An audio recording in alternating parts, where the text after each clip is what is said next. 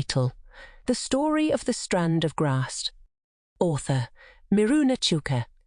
Narrator: Chloe Woods, Sean Prince, Bryan Lee Jr., Katelyn Harrison, Annie Smith, Kelsey Michael.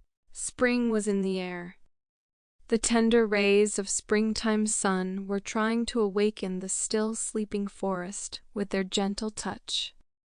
But the forest had no intention of waking up just yet. Ever impatient, though, the little birds had already started to chirp merrily, now that the new beginning had finally arrived. On the bare tree branches and all over the place, their joyful trills were rolling out, the jolly spring wind scattering them far and wide.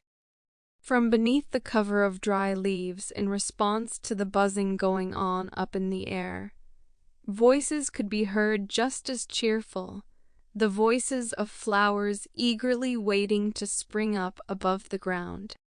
Snowdrops were gently shaking their white bells, violets were laboriously dyeing their tiny skirts blue, while primroses were redolent of assorted scents, blushing with excitement, as if it were their first encounter with awakening. The warm and doting depth of the earth was vibrating with the unseen commotion, reminding everyone that the dawning of a miracle was looming up. A small strand of grass could no longer wait, and peeked from under the blanket of leaves that had protected him until now. After stretching lazily, twisting back and forth as if to check on his fitness, he raised his head in amazement and began to wonder at what he was seeing around him. There were all sorts of long, thick strands of grass nearby, but they weren't green, as his mother had told him the strands of grass were supposed to look like, nor as lissom as he had expected. He began to shout, "Hey, you there! Hey, do you hear me? What's your name? And how come you're so big and black? My mom told me that strands of grass are thin and green. What happened to you?"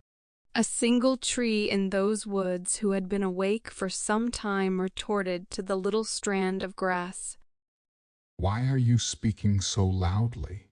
Can't you see they're still asleep? Their time for awakening hasn't come yet. Let me clue you on something, you little one. We're not strands of grass.